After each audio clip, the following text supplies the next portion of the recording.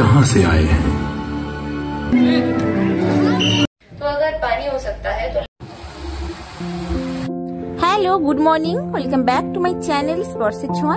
স্পর্শের ছোঁয়া একটা নতুন ব্লগ স্টার্ট করলাম। তো নতুন ব্লগে তোমাদের সকলকে জানাই অনেক অনেক অনেক স্বাগতম। আর আজকে হচ্ছে ছুটির দিন। অ্যাকচুয়ালি এটা নববর্ষের আগের দিনের ব্লগ, মানে শুক্রবারের ব্লগ। আম্বেদকর জন্মদিন ছিল, তো ওই কারণে ছুটি ছিল। তো ছুটির দিনে ভাবলাম ঘরে বসে কি করবো, একটু বেরিয়ে পড়ি। ওই কারণে বেরিয়ে পড়েছি। আর নববর্ষটা যেহেতু এটা আলাদা রকম স্পেশাল দিন, তো ফার্স্টে ওই ব্লগটা দিয়েছি, আর এখন এটা এডিট করে মানে উঠতে পারলাম আর কি, তাই এখন এটা পোস্ট করছি। তো যাই হোক না কেন, এডিট কমপ্লিট, ভিডিও পোস্ট হয়ে গেছে নিশ্চয়ই, তাই তোমরা দেখতে পাচ্ছ। তো ব্লগটা এখন দেখা স্টার্ট করেছে, পুরোটা দেখতে থাকো, আশা করছি তোমাদের ভালো লাগবে। আর আমরা কোথায় আছি একদম ওখানে পৌঁছে বলছি, অবশ্যই জায়গাটা তোমাদের ভালো লাগবে। বিশেষ করে যারা মুম্বাইতে আছো, তোমাদের যদি বাচ্চা কাছে থাকে ওদেরকে নিয়ে যেও, খুব খুব খুব মজা পাবে। তো চলো এখন ব্লগটাকে কন্টিনিউ করি।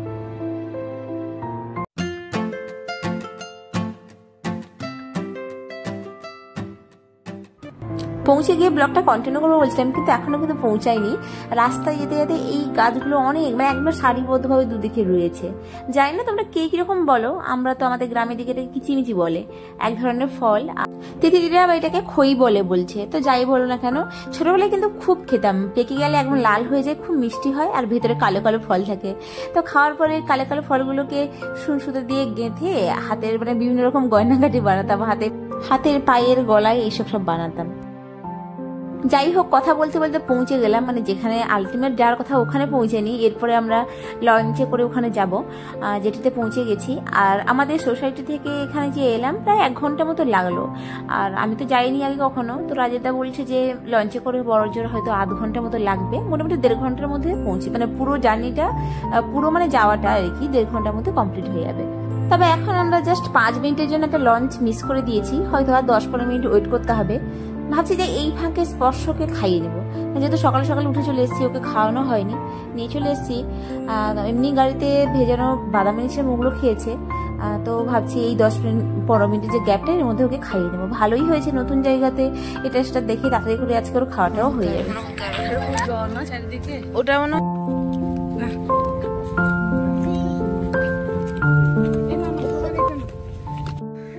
ব্যাস, মোটামুটি স্পর্শর খাওয়ানো দাওয়ানো কমপ্লিট, আর আমাদের লঞ্চটাও পৌঁছে গেছে।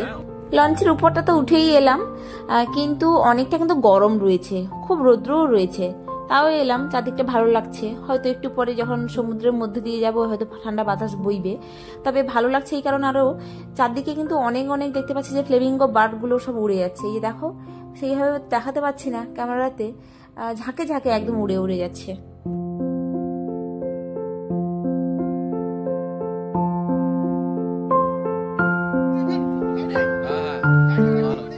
আর এখন আমাদের বোটটা ছেড়েও দিয়েছে। এখানে দেখো চারদিকটা খুব সুন্দর দেখাচ্ছে। হয়তো মাঝ সমুদ্রে গিয়ে এরকম ছোট ছোট নৌকোগুলো দেখতে পাবো না। ছোট ছোট নৌকোগুলো এরকম সারি বেঁধে সব এক জায়গায় করা আছে, মানে কাছাকাছি করে সব করা আছে, দেখতে ভারী সুন্দর দেখাচ্ছে। কি বলছিস,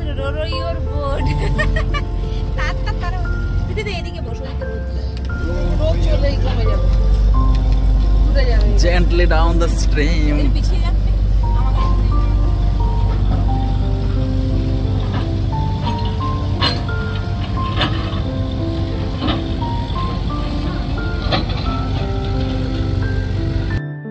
এখন দেখো আমরা এখানে কিভাবে বসে আছি।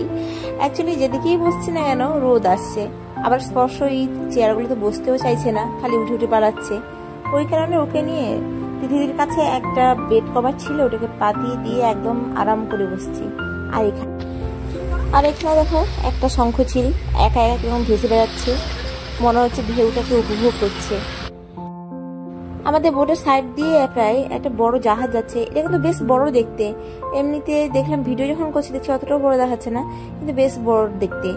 আর ওই দিকটা উল্টো দিকে লেখা ছিল, যখন আসলে দেখলাম আন্দামান লেখা ছিল। এগুলো অ্যাকচুয়ালি আন্দামান যাচ্ছে।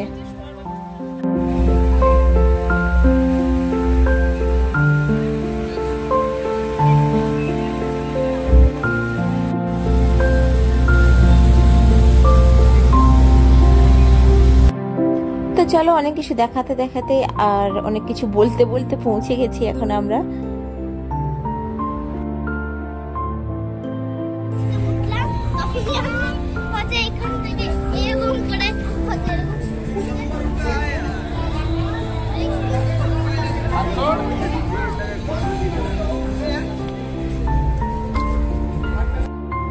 এখানে আবার দেখো জলটা অনেকটাই উঠে এসছে, আর মধ্যখান দিয়ে দুটো বোটকে বেশ ভালো লাগাচ্ছে, মনে হচ্ছে নিজেদের সঙ্গীদের মধ্যে কথা বলছে।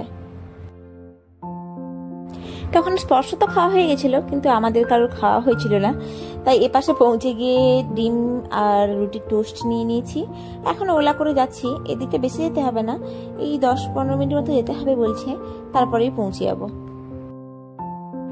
আর ফাইনালি যে এখন ওটা পৌঁছে গেছি, আমরা এসছি, এখন বলেই দিই আমরা এসছি নেহেরু সায়েন্স সেন্টারে। খুব ভালো জায়গাটা, বাইরে থেকে দেখা যাচ্ছে অনেক কিছুই যেগুলো বাচ্চারা খুব মজা পাবে, আর ভেতরে আরও অনেক কিছু রয়েছে, ওই জন্য টিকিট কেটে নিয়েছি আমরা। একটা টিকিট কাটলেই হয়, মানে একসাথে কেটে নিলে ওই ভেতরে গিয়ে সব রকম শো থেকে শুরু করে সব কিছু বেশ ওপেন আছে, অনেকবার করে টিকিট কাটতে হয় না।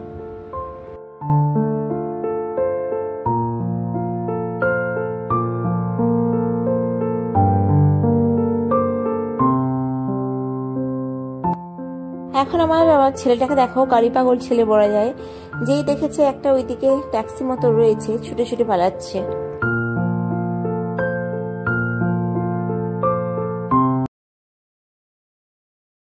একদম বাইরে থেকে এত ইন্টারেস্টিং জিনিসপত্র রয়েছে, বাচ্চাদের জন্য কিন্তু খুব ভালো জায়গা, ওরা খুব মজা পাবে।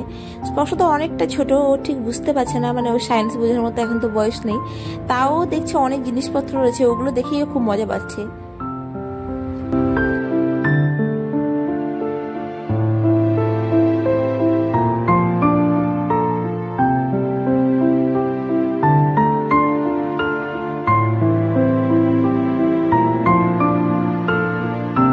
ভেতরে অনেক রকম শো যদিও রয়েছে, তাদের আবার টাইমিংসও আলাদা আলাদা রয়েছে, কিন্তু বাচ্চাগুলোকে না একদম টেনে ভেতরে নিয়ে যাওয়া যাচ্ছে না।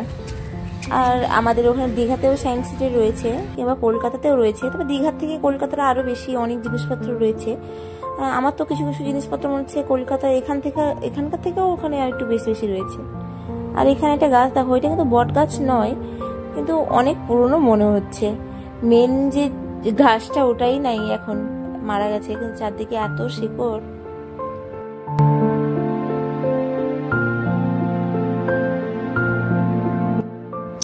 তবে ভেতরে অনেক ফুল গাছ রয়েছে, আর একদম গাছগুলো ভর্তি করে ফুল হয়েছে, দেখতে কিন্তু ভালো সুন্দর দেখাচ্ছে। ওইদিকে আবার দেখো বাচ্চাগুলোকে দেখতে পেয়ে গেছে, বিভিন্ন রকম রেল, তার ইঞ্জিন, আগেকার দিনে যে ইঞ্জিনগুলো, ওগুলো সব রাখা আছে। স্পর্শ তো এগুলো দেখলে মনে হয় একদম ওকে ভেতরে নিয়ে যেতে পারবো না, তো ওখানেই আমি বসে থাকবো।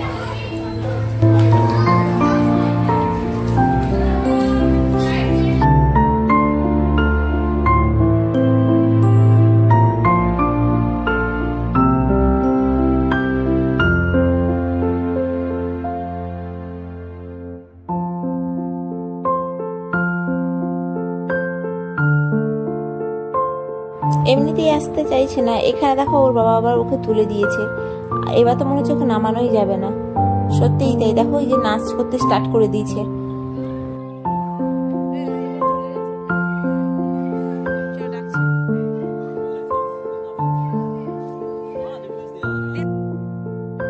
আমি তো ভিডিও করছিলাম, জাস্ট ভিডিও করতে করতে দেখলাম এখানে একটা কাক দেখো, বেশ বড় একটা লাঠি নিয়েছে মুখে, বাসা বাঁধানোর জন্য হয়তো ওইদিকে নিয়ে যাচ্ছে, কিন্তু বেশ বড়, মানে আমি তো দেখি অবাক হচ্ছি, আমি দেখাতে পারছি না ক্যামেরাতে, লাঠিটা কিন্তু বেশ বড় রয়েছে।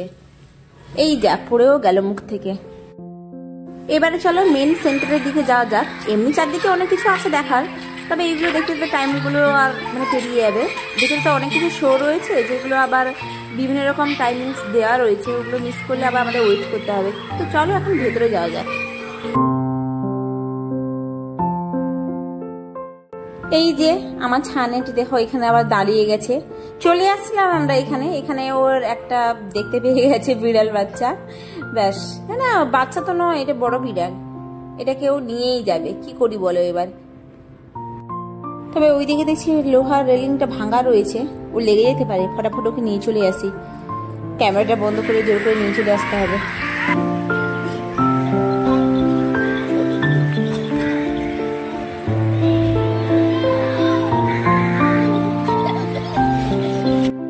যেহেতু ভীষণ পরিমাণ রোদ, দাঁড়াতে তো একদমই ইচ্ছে করছে না, কিন্তু ফুলগুলো দেখে আবার দাঁড়াতেও ইচ্ছে করছে। এখানে দেখো মাধবীলতার গাছগুলো আমার রুমের সামনে ছিল, মনে আছে, এত সুন্দর গন্ধ আসতো, বিশেষ করে রাত্রেবেলা। এই ফুলগুলোর নাম ঠিক জানি না, তবে দেখতে খুব সুন্দর দেখাচ্ছে। প্রজাপতিগুলো দেখো অনেকগুলো ছিল, যেই আমি ভিডিও করা স্টার্ট করে দিয়েছি চলে যাচ্ছে বেচারিরা। না এদেরকে আর বেশি ডিস্টার্ব করা যাবে না, নিজেদের মতো করে ঘুরে ঘুরে খেলে বেলা। আমরা সামনের দিকে এগোই এখন।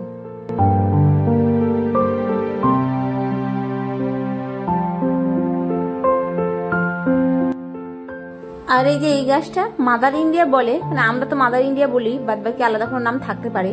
এই গাছটা আমার বড় খুব পছন্দ। এই গাছটা লাগানোর জন্য অনেক ট্রাই করেছে অনেকবার। এই ফুলটা এত থোকা থোকা করে হয়, দেখতে খুব ভালো লাগে।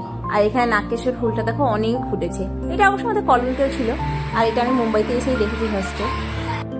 ব্যাস কথা বলতে বলতে পৌঁছে গেছি এখন মেন সেন্টারের সামনে। এখানে বড় বড় যে ব্যাগগুলো আছে ওগুলো জমা দিয়ে দিতে হবে, ওগুলো নিয়ে যাওয়া যাবে না। এমনি খাওয়ার জলের বোতল কিংবা ছোট যে ব্যাগ ওটার সাথে নেওয়া যাবে। তো চলো এখন ঢুকে পড়ি ভেতরে। সামনে এখন ফিজিক্সের কিছু জিনিসপত্র রয়েছে যেগুলো আমরা ছোটবেলায় বড়বেলায় পড়েছি। এই যে এখানে জলঘূর্ণি রয়েছে, তো এইগুলোর সব ব্যাপারগুলো ডিটেলসে বলার মতো এতটাও মনে নাই, আর বলতে গেলে বাদবাকিগুলো দেখাতে পারবো না।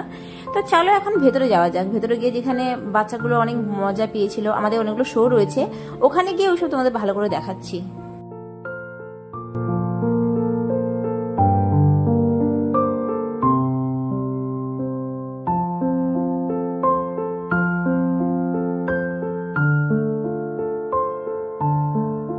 মোটামুটি এখানে অনেকগুলো ডিভিশনে ভাগ করা আছে, আর আমরা প্রথমে যাচ্ছি এটা হচ্ছে সায়েন্স ফেয়ারে।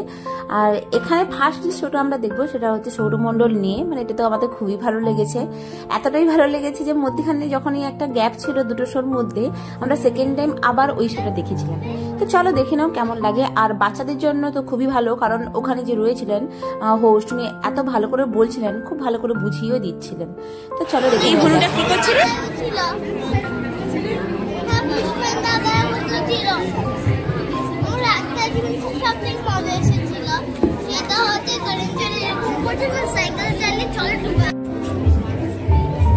আলো জ্বলা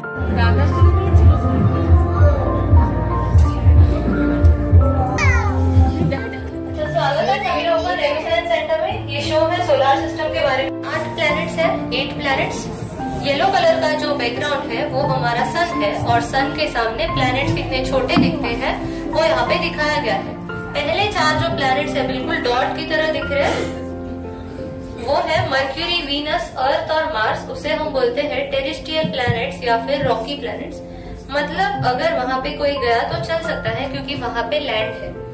उसके बाद आते हैं सबसे बड़े प्लैनेट गैसियस जायंट्स जुपिटर और सैटर्न। ये पूरे गैस के बने हैं, तो यहाँ पे कोई भी लैंड नहीं है।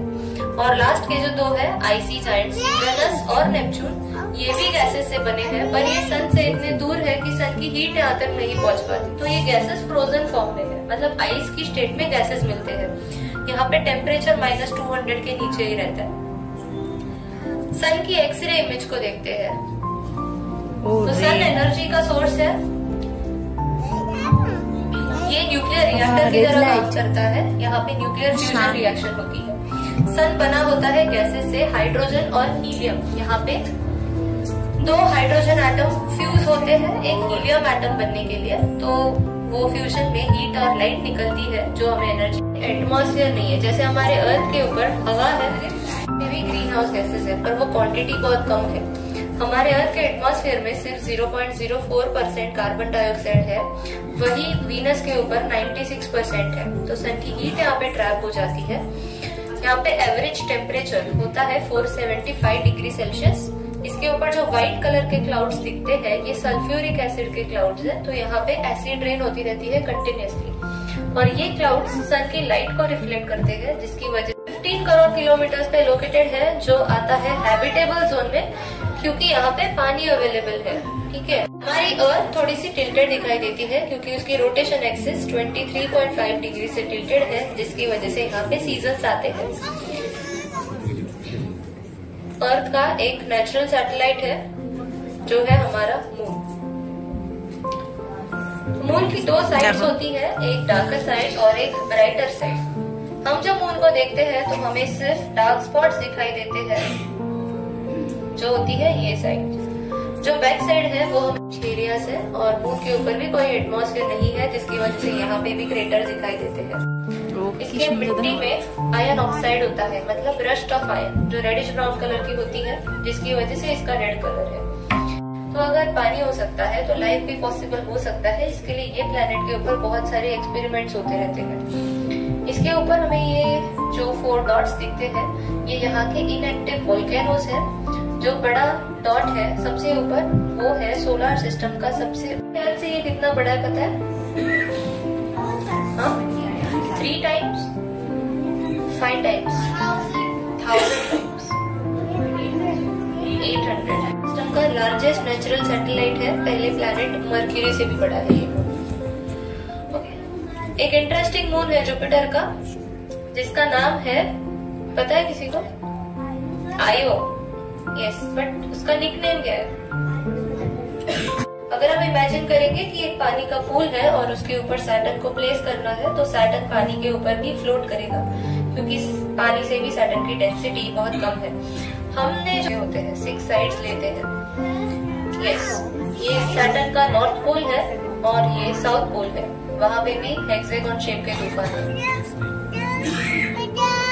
सैटर्न के आजू बाजू रिंग्स होती है। सैटर्न की सोलर सिस्टम में सबसे ज्यादा मून सैटर्न के पास है। सैटर्न का सबसे बड़ा मून पता है किसी को? बराबर, तो ये टाइटन है। यूरेनस के ऊपर आते हैं।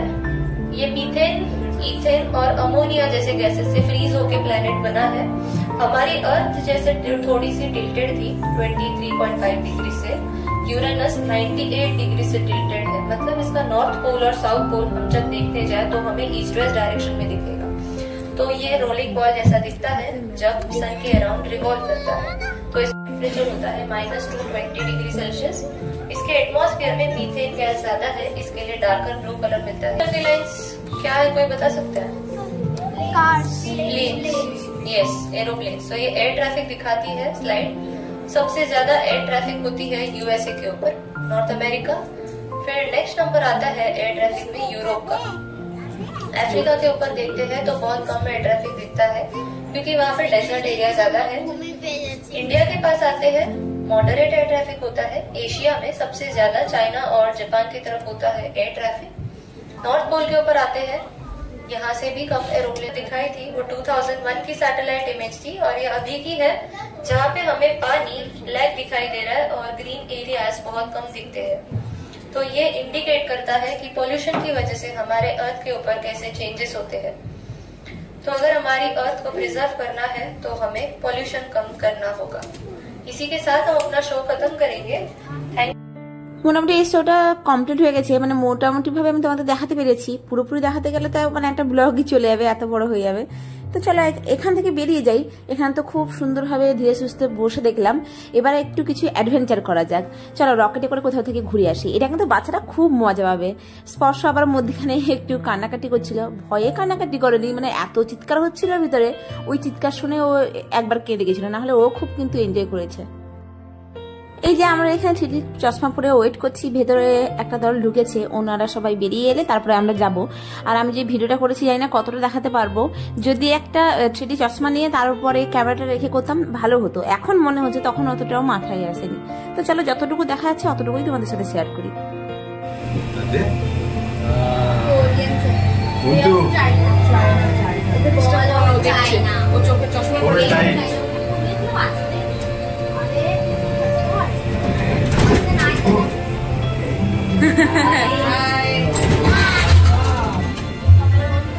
ওলে সরে বসে মহিলার মাথা দেখাচ্ছি, ওই সাইকেলে নিয়ে আছে আমাদের।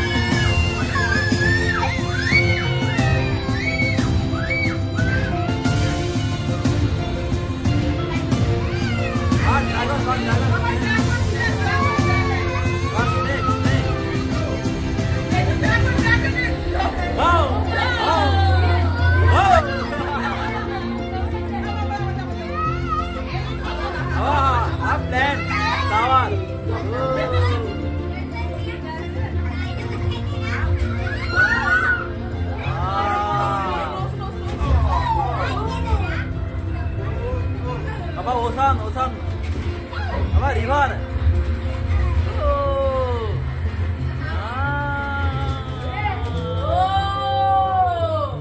great small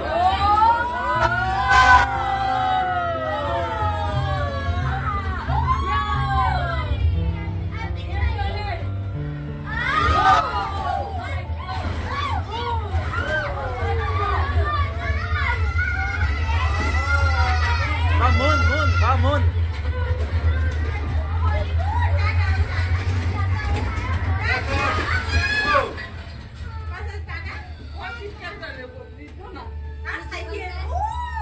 Cycle. Uncle, bye bye. বলো। Now we have captured.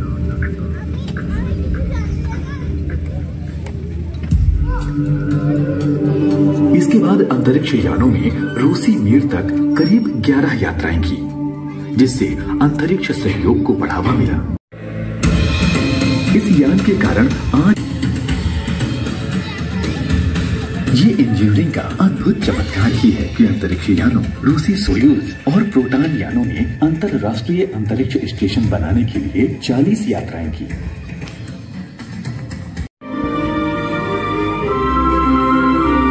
किसी भी अंतरिक्ष यात्री को अंतरराष्ट्रीय मिशन के तहत अंतरिक्ष में कम से कम 30 सालों के आपसी सौहार्द और निष्ठा से 355 लोगों ने अंतरिक्ष की सैर की।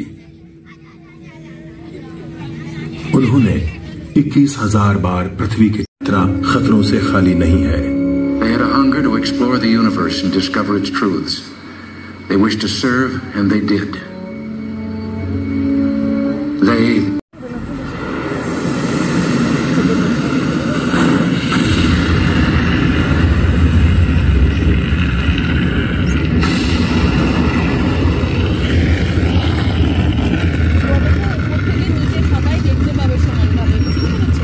এইভাবেই তৈরি করা, মানে ওটা ওখানে বসে আছে, মানে এই না দেখতে পাচ্ছে না, বুঝতে পারছেন?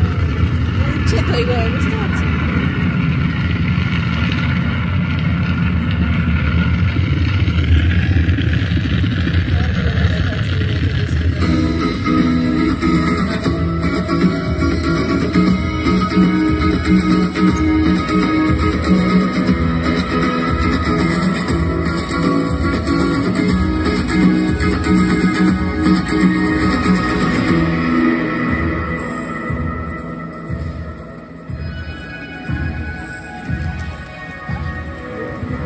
ওলে কি আনন্দ হলো, প্রথমে যাচ্ছিল আর এখন যেতে পারতাম। अब ऐसे यान उड़ान नहीं भरते हैं। তো আগের শোটা খুবই ভালো ছিল, খুব ইন্টারেস্টিং ছিল। তো ওটা কমপ্লিট হয়ে যাওয়ার পরে এখন আমরা আরেকটা শোতে ঢুকেছি। এখানে স্পেস নিয়ে totally life space, journey space सबकुछ নিয়ে বলা হয়েছে। তো চলো এগুলো দেখে নিই। और कुछ महीनों के बाद दूसरा यान अंतरिक्ष यात्रियों को घूमते हुए ओरियन तक पहुंचाकर पृथ्वी तक लाएगा। अत्याधुनिक अंतरिक्ष यानों के बावजूद 2.5 साल की आने जाने की यात्रा मानव शरीर के लिए नई चुनौतियां पेश करेगी। एक चिकित्सक होने और अंतरिक्ष में प्रयोग होने वाली दवा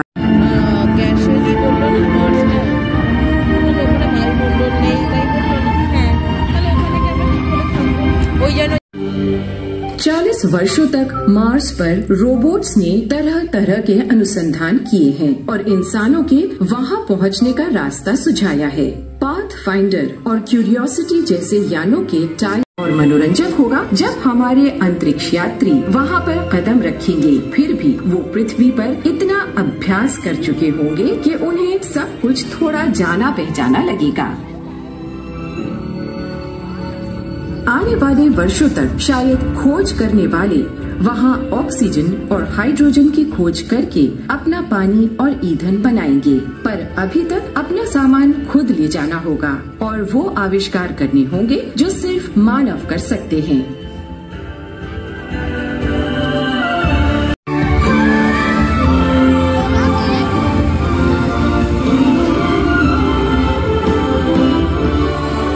कहां से आए हैं?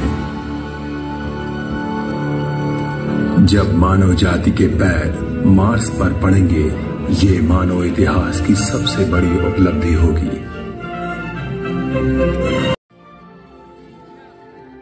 ওটাও শেষ হয়ে গেল। এরপরে একটা 3D শো আছে, তো চলো ওখানে যাই। আর 3D শোগুলো একটা ব্যাপারটা কি হয়, আমি না ওই 3D চশমাগুলোর উপরে রেখে ভিডিওটা করিনি, তো তার জন্য হয়তো একটু অসুবিধা হবে দেখতে, কিংবা অতটাও ভালো লাগবে না, তাও তোমাদের সাথে শেয়ার করবো। তো চলো দেখে নিই ওগুলো।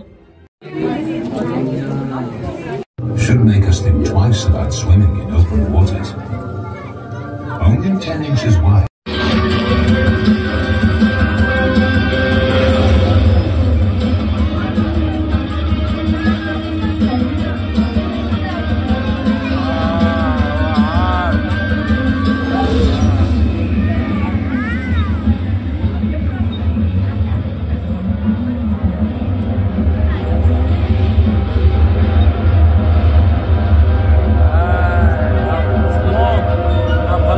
প্রায় সমস্ত শো কভার হয়ে গেছে। এখানে আরেকটা জাস্ট একটা লাইভ শো আছে, আর মানে জাস্ট লাইক ম্যাজিক টাইপ। তো এগুলো কিন্তু সায়েন্স তো অবশ্যই সবেতেই আছে, বাচ্চারা তো বুঝতে পারবে না, ওরা কিন্তু খুব মজা পাবে এগুলোতে। আর এখন সবকিছুই কমপ্লিট হয়ে গেছে, ঘোরা দেখা সব কমপ্লিট, এখন বাড়ি যেতে হবে। ভীষণ রোদ ছিল, রোদ্রও পড়ে গেছে। আর এখন আমরা পৌঁছে গেছি জেটিতেও, আর বসে গেছি লঞ্চেও, লঞ্চটা ছেড়ে দিয়েছে। আর লঞ্চে বসে দেখো চারদিকটা এত সুন্দর দেখাচ্ছে, সবচেয়ে বড় কথা খুব সুন্দর একটা হাওয়া দিচ্ছিল।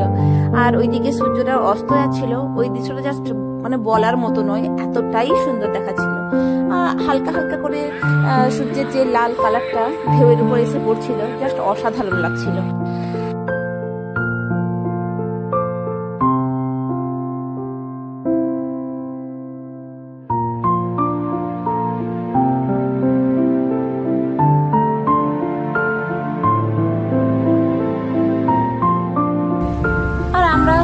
আগেরবার মানে যাওয়ার সময় যেরকম করেছিলাম সেইভাবেই একটা বেড কভার পাতিয়ে এখানে বসার আয়োজন করছি। সাথে অনেক কিছু রয়েছে। এবারে স্পর্শ আবার ঘুমিয়ে গেছে, রাজীবদার কোলেই ঘুমিয়ে গেছে। আর আমরা মটর খাচ্ছি, ছোলা বাদাম এইসব খাচ্ছি, আর চারদিকটাকে উপভোগ করতে করতে বাড়ির দিকে ফেরার চেষ্টা করছি।